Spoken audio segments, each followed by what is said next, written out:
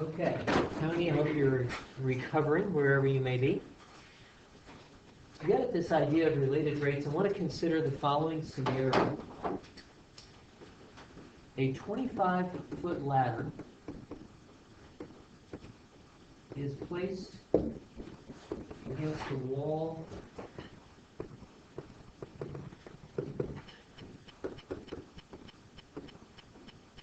of a tall building.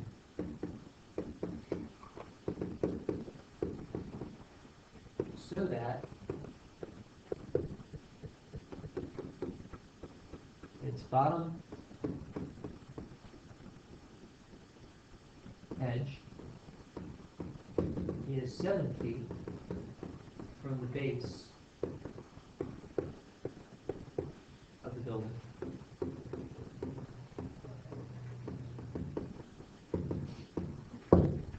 Now, before we go any further, before I pose the problem, I'd like for you guys to draw this situation.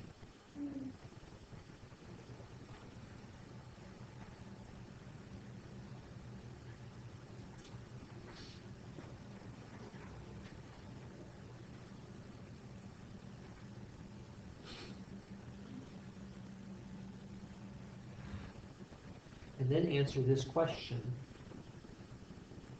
How far from the ground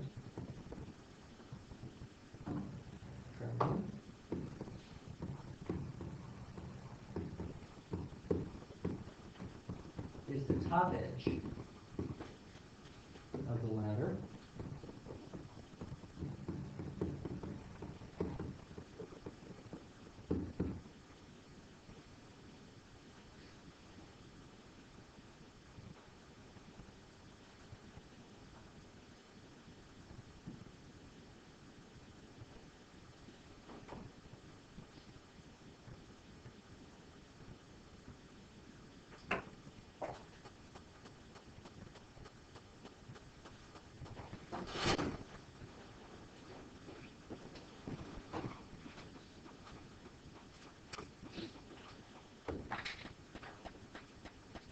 Hopefully, we have a situation that looks something like this.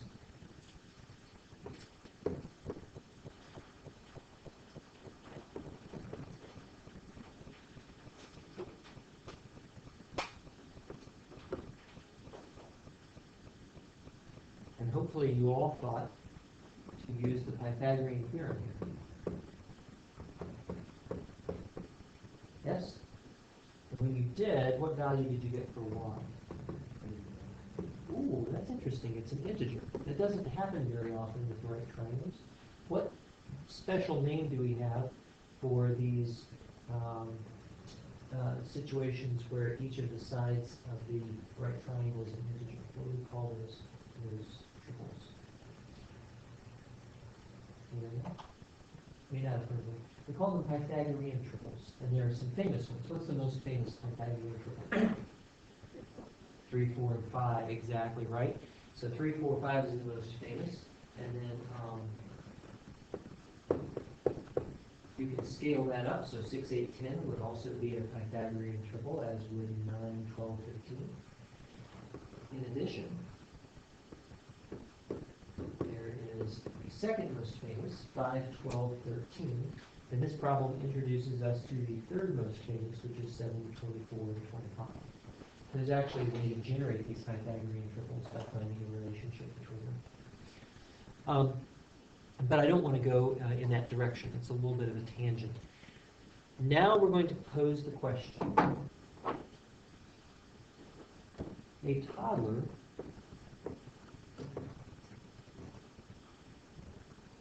grabs the bottom edge of the ladder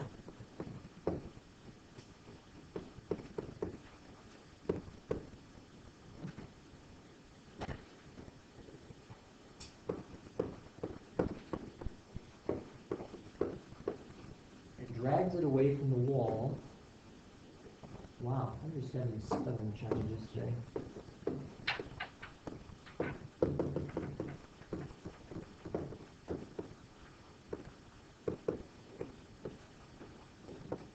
At a rate of 2 feet per second.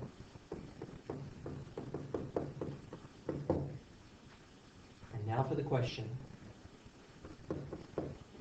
How quickly does the top edge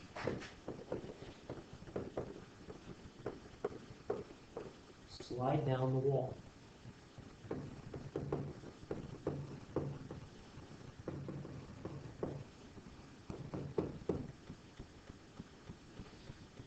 So this is the question as posed.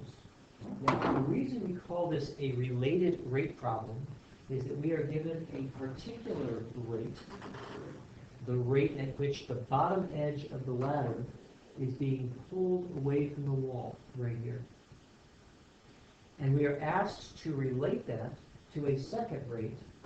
You can tell that because of the magic words how quickly here, which is asking us for a rate of change.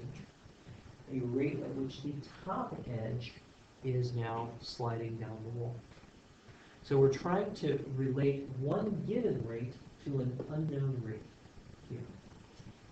We have to restrain the impulse of just saying, oh, well, if that one's 2 feet per second, that one has to be 2 feet per second as well. It does not have to be, and in fact, it is not, as we shall see.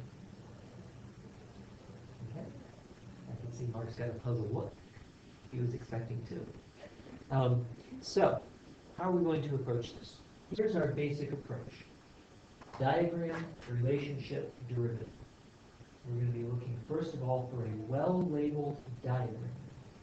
And then we're going to use that well-labeled diagram to create a relationship between variables. And then we're going to take its derivative with respect to time. I'm going to write all of this down as we go. So we're going to begin with a well-labeled diagram.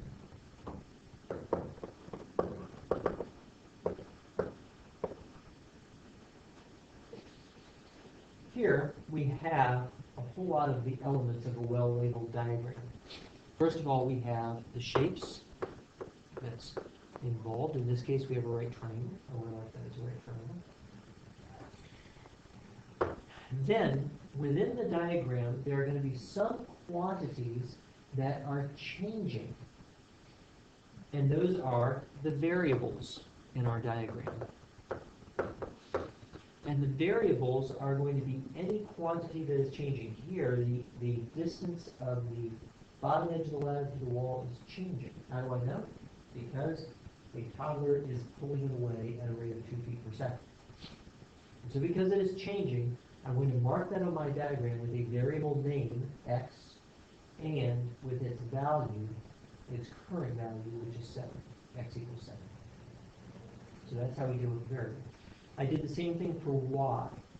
I have y representing the distance of the top edge of the ladder down to the ground, and that y value is changing, so I'm going to represent it as a variable and give its current value, which is 24. But when I come to the ladder itself, the length of the ladder, the length of that ladder is not a variable, it's constant, assuming that it's not a collapsible ladder, right? So constants are going to be slightly different in our diagram. Instead of marking them as a variable, I'm simply going to mark them as their value. And that's it. And when I create a relationship, I'm going to use these things, x and y and 25, in order to create a relationship between them. Okay? So we have variables, we have constants, and then finally, if we have any given rates of change, we're going to put those on the diagram as well. So the shape, the variables, constants, and our rates of change. Now here, I am given one rate of change. I'm told that the bottom edge is being dragged away at 2 feet per second. Now I have to visualize that, and when I visualize it, I see what's happening is that the distance between the bottom edge and the wall is increasing. So I'm going to mark that as the rate of change of x with respect to time. Now, where did time come from? Time was implied because this situation is changing over time. So nowhere in here did I have anything about time except when I was told that the rate is changing. Sorry, the bottom edge is being pulled away at a rate of 2 feet per second. And that one thing brings in this implicit element of time into the problem. So that dx dt is equal to positive 2 feet per second. And the positive sign indicates that x is increasing. The distance between the ladder, the bottom edge of the ladder and the wall is increasing. And that is my well-labeled diagram. I have variables with their current values, I have constants, and I have given rates of change. And while I'm at it, I might as well put the rate of change that I'm looking for. I'm looking for the rate at which y is changing with respect to time.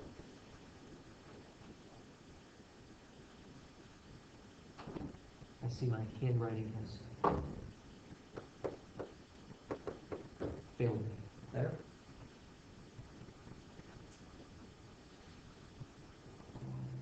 Okay, so we've got our well-labeled diagram.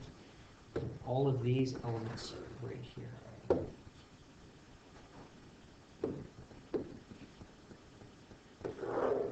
Okay. Once we have our well-labeled diagram, then we are going to create a relationship between the variables. And that relationship is going to be based upon the diagram and the shapes that we find there. It can be a geometric relationship. It can be a physics relationship.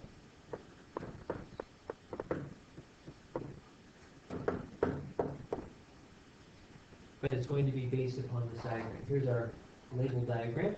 And it's pretty obvious that the relationship that we're going to use between that controls these variables is the same one that you use to find the value of 24 for y. And that is the Pythagorean theorem. I can immediately say, there's my relationship between the variables x squared plus y squared equals 25 squared. Notice what this is saying, very profound. It's saying that as the toddler pulls the ladder this way, the y value is going to have to adjust itself so that the length of the ladder does not change. It stays 25. That's what this equation really means.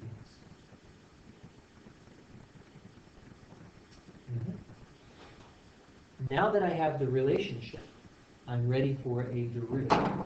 And specifically, I'm going to take a derivative with respect to time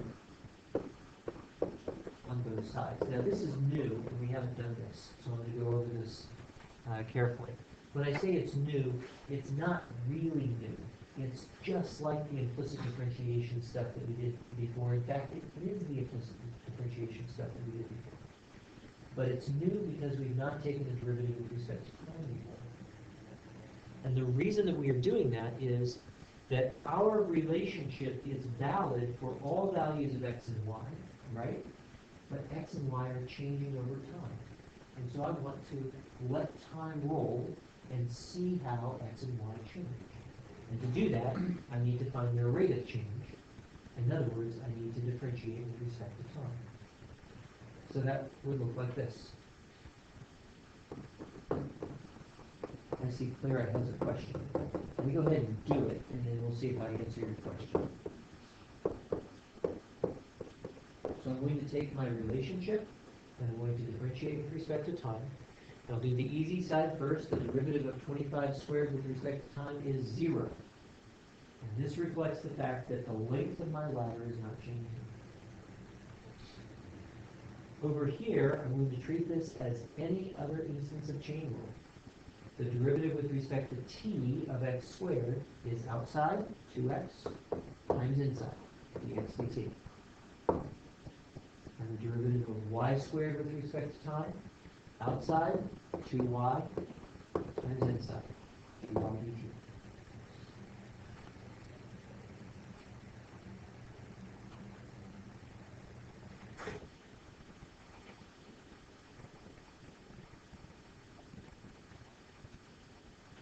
Clara, did I answer your question?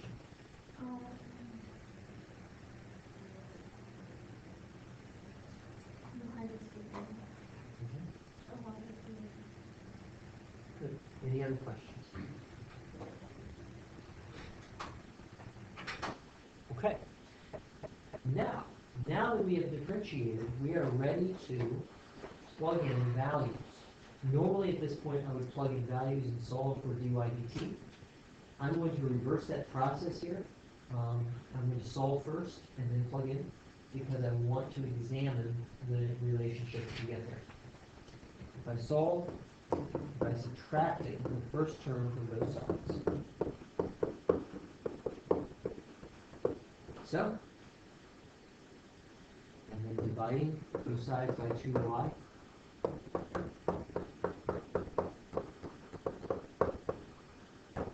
And I get this relationship.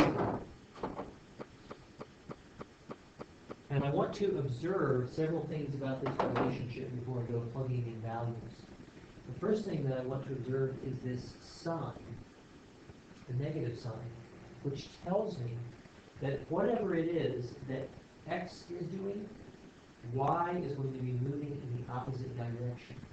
So if x is increasing, in other words, the bottom edge of the ladder is going away from the wall, then the tip of the ladder must necessarily go down.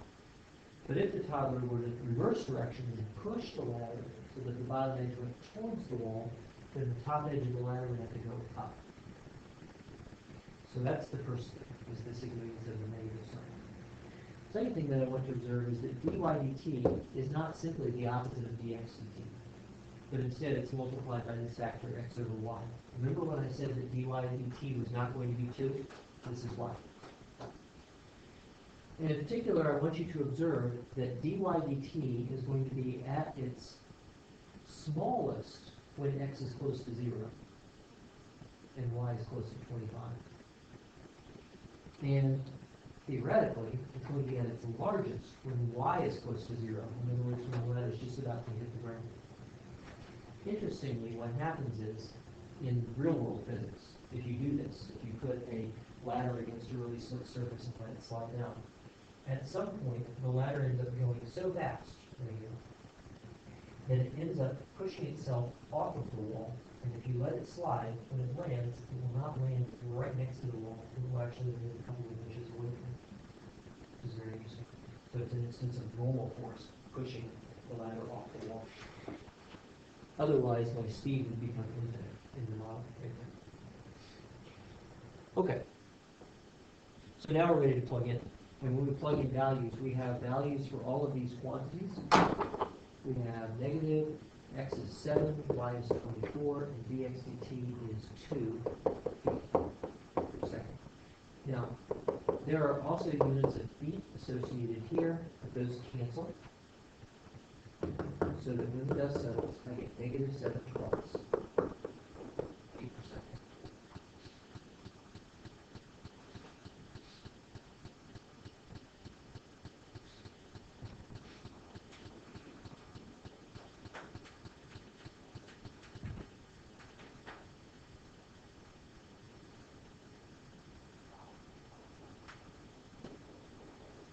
Question? X and Y values are when P equals 0. They are, I pulled those x and y values from the moment that the problem was talking about. So later on, the x and y values will change, and that rate will change along with it. Yep.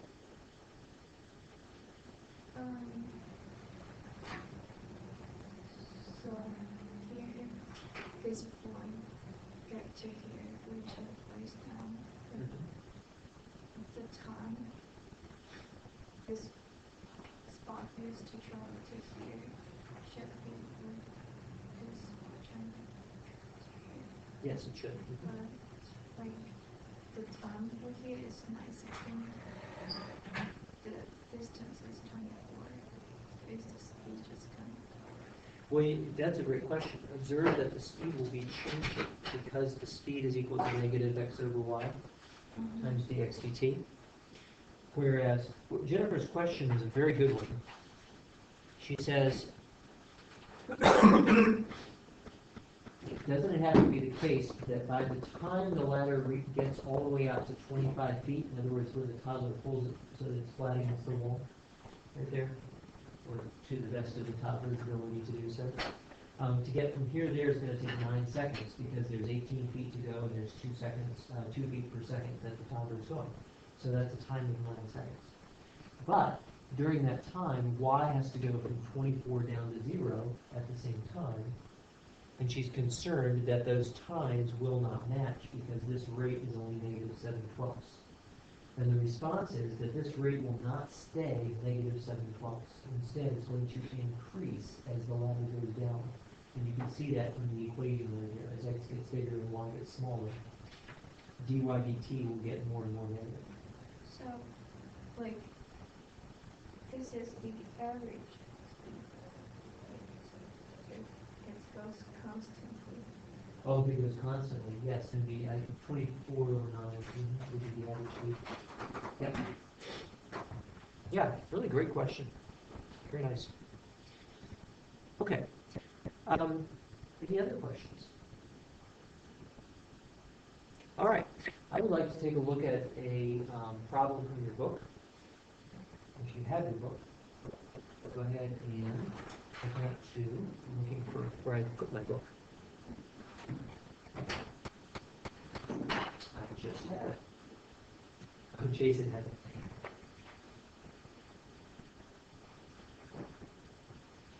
You're looking at page 251, number 11.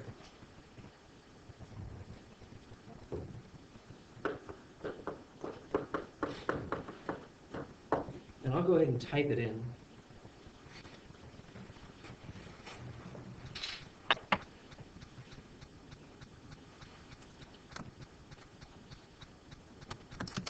A spherical balloon is inflated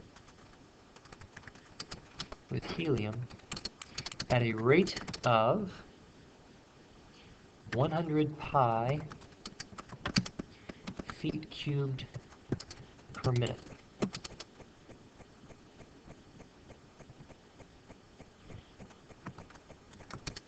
How fast is the balloon's radius increasing at the instant the radius is 5 feet? And B, how fast is the surface area increasing at that instant? Okay, now let me put the real symbols in here.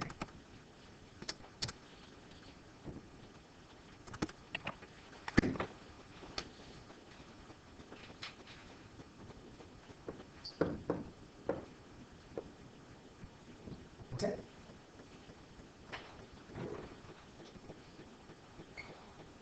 So, where am I going to begin? With a well-labeled diagram. Everybody make a well-labeled diagram in this situation. That's a little hard to read. It's supposed to say 100 pi feet cubed.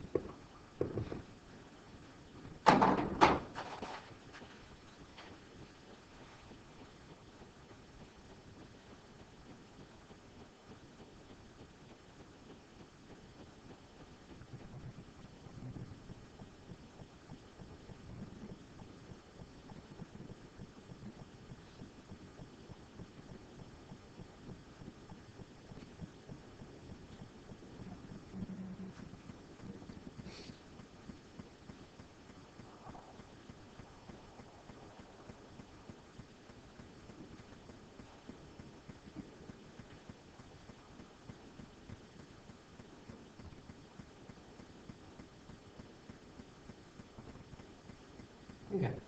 Now the diagram should be pretty straightforward. You should have for yourself a sphere. And what we were given is the radius.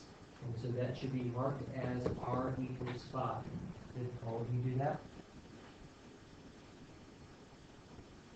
If you just marked it as 5, you're doing it wrong. Because the radius is changing. And that means that you need to mark that as a variable. 5 Now, here's an interesting thing. We have to figure out how we're going to interpret being inflated with helium at a rate of 100 pi cubic feet per minute. The first thing I want to observe about this is that it is definitely a rate change with respect to time, and I know that because the units are something per minute. Units of time per units of time in the denominator indicate that we are finding some rate at which something is changing with respect to time. So it's d something dt. The second thing I want to observe is that the units of whatever it is that is changing are units of cubic feet. Q. What do you measure in cubic feet? Volume. Aha! That's what this is. This is dV/dt, the rate of change of volume with respect to time. Notice that they did not use the volume word anywhere in the problem. What I had to do was to figure that out based upon the units. Does that make sense? Also notice that I can't really show volume in my diagram, so I just put dV/dt off to the side.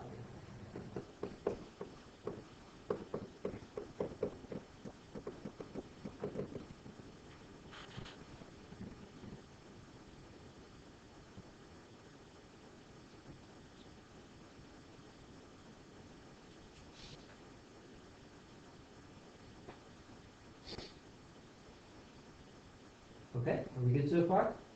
Yes. R is equal to 5 feet. That is given to us right here. The instant that the radius is 5 feet. Okay, now comes the payoff. Because I was careful to label my variables, I now know the relationship that I'm looking for. I'm looking for the relationship between the volume of the sphere and its radius. Oh, what is that relationship? And if you don't know it, Google certainly does.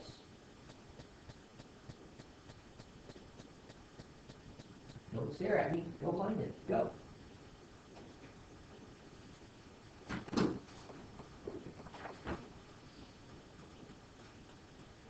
You got it? You got it? I think so. Okay. They're looking it up.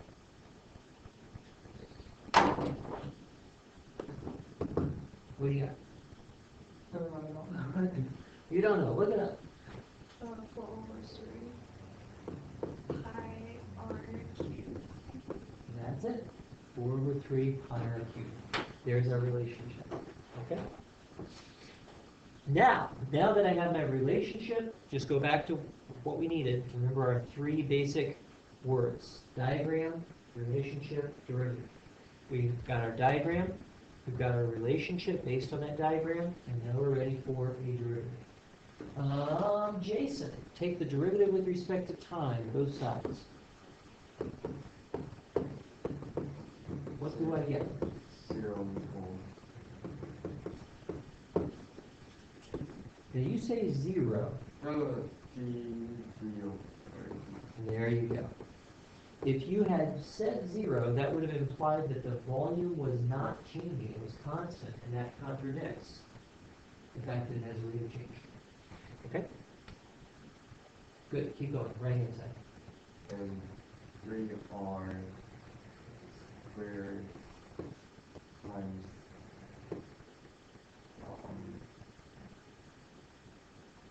2r.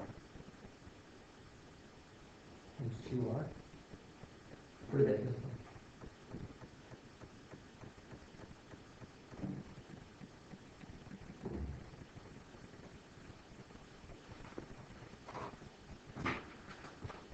What's your outside, what's your inside? I'll say it's 3. Is cubing, yeah, okay, yep. What's the inside? So what's the derivative of the inside? 1. Alright, and then 3r squared times 1. What with respect? Plus derivative. Ah, yes, there it is. Times dRdt. And Mark's exactly right. We don't want to forget our constants.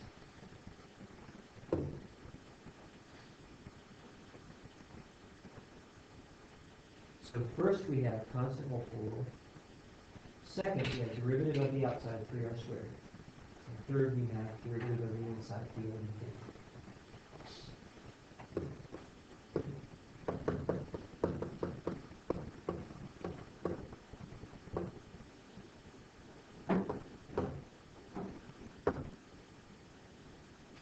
And now we have something pretty straightforward.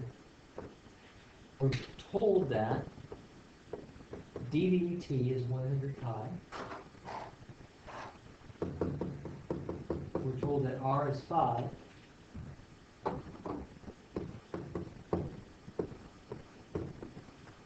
So what is dRdt?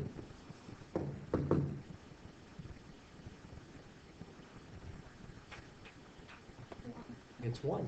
That's exactly right. Now, what units should it have with it?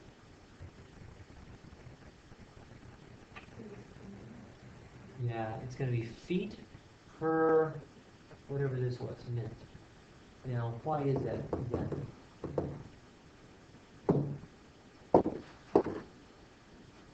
So how does it work out to be feet per minute? Well, there were some units that I didn't really put in here that my physics teacher self was fussing at. And those are the units of dVdt and the units of r. Feet cubed per minute divided by feet squared should give you feet per minute. But we could have also known this because r is the radius measured in feet, and so its rate of change is automatically feet per minute. So I can either do it algebraically or preferentially I can do it through common sense. Now, we're not quite done. The last thing we need to do is to package our answer. We've done all of our analysis. Now we need to use an English sentence to express what this means. And here's how we're going to do it. We're going to say that the radius is increasing at a rate of 1 foot per minute. And this word increasing reflects the fact that dRdt is a positive value.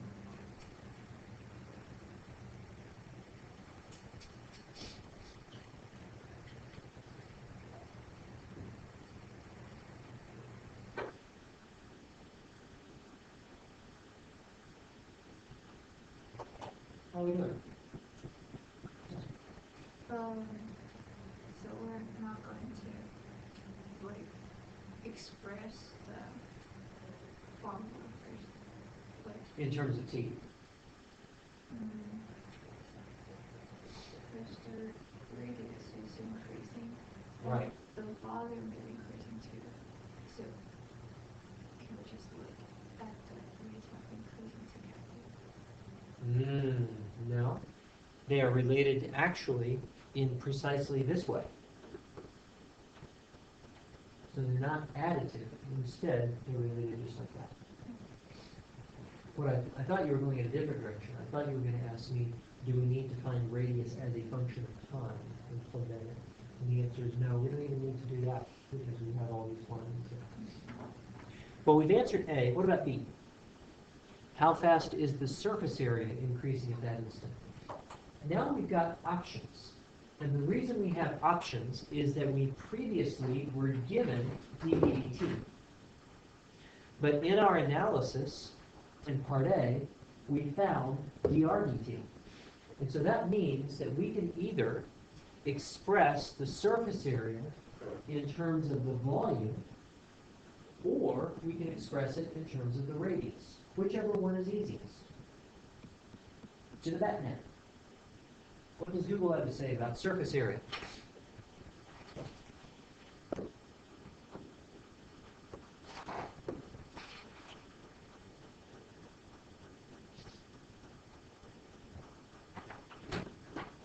You get it, Jason?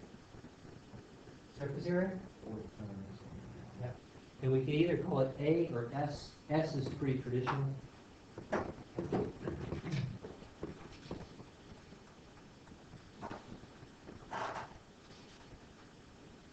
Okay. And now that we have S here, it seems pretty obvious that we're going to end up using DRDT from our working part. Let's have a time derivative, Jennifer.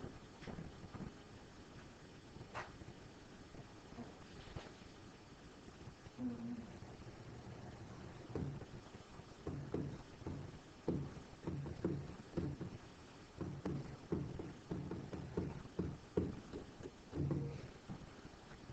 So, DSDT Uh-huh. equals to 4 pi times 2r times dr over dt. Good. And we have all the values that we need. R is still 5, and DRDT is still 1. So that we end up then with 45. What units should I have for the rate of change of surface area? B squared minus That's it. That's exactly it. Very good.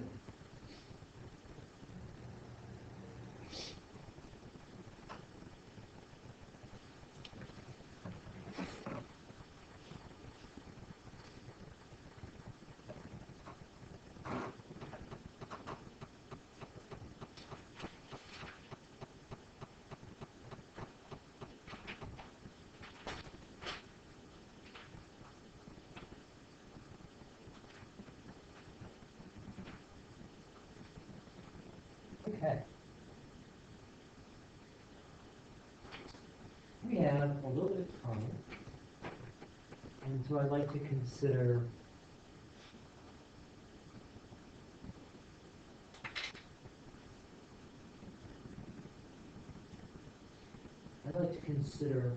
on page 251, number 8.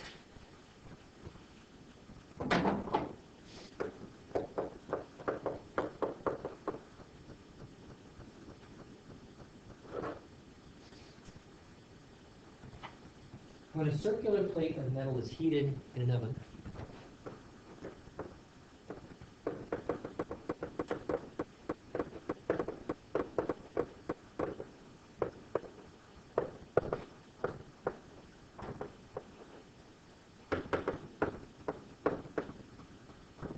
its radius increases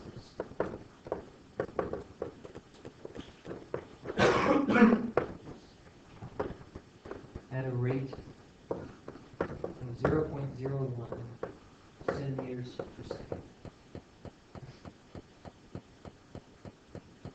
At what rate is the plate's area increasing?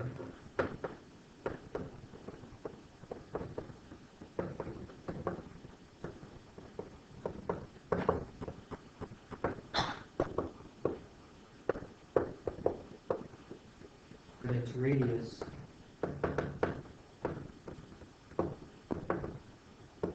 is 50 centimeters.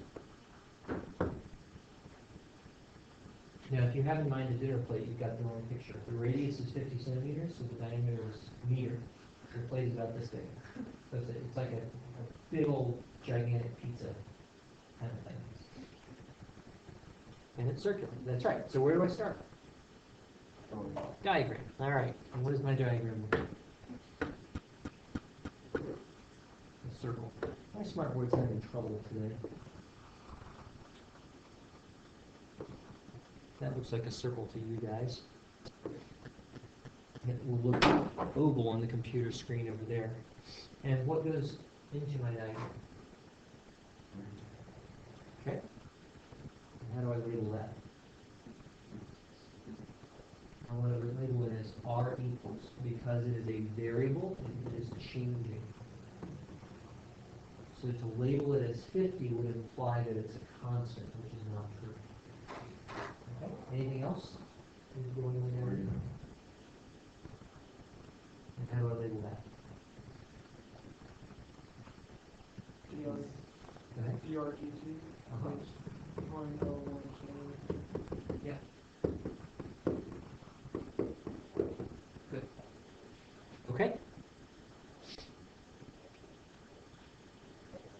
All right, anything else going into my diagram? No. Now, what's next? Relation. Relationship. What is that relationship?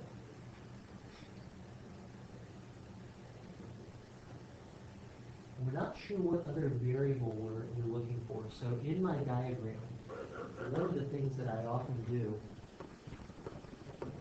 is just identify the thing I'm looking for, which is the rate of change of area.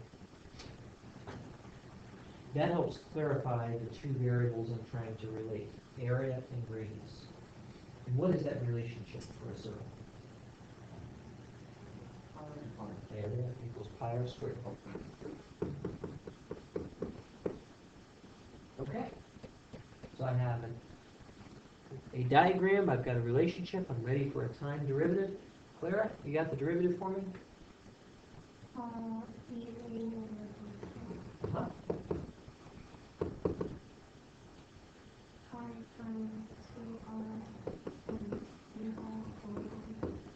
Very good. That's interesting. See that 2 pi r right there? What is the 2 pi r? That's the circumference. Turns out that's not a fluke. If you consider the radius increasing slightly by a small amount dr, then that will cause the area to increase by all the shaded bit dA, right?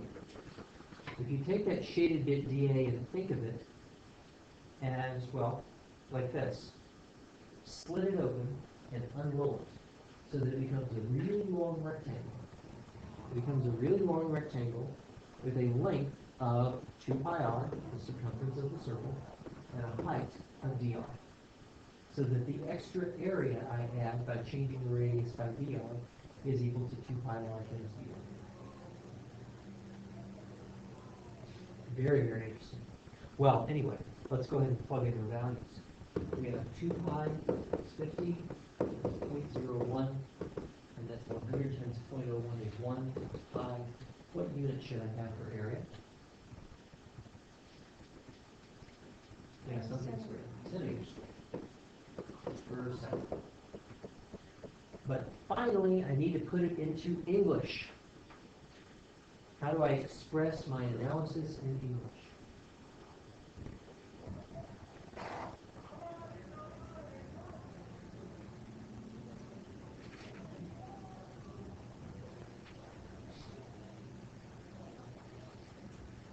First of all, I'm going to do it in terms of what the quantity A represents. There you go.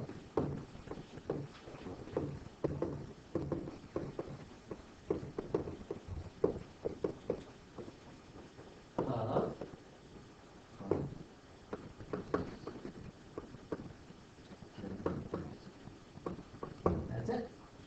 And he used the magic word increasing that indicates a positive rate of change. What if the oven had been cool and the radius were shrinking? And we use the word decreasing. That's it. I've got your homework already up, and I will see you tomorrow.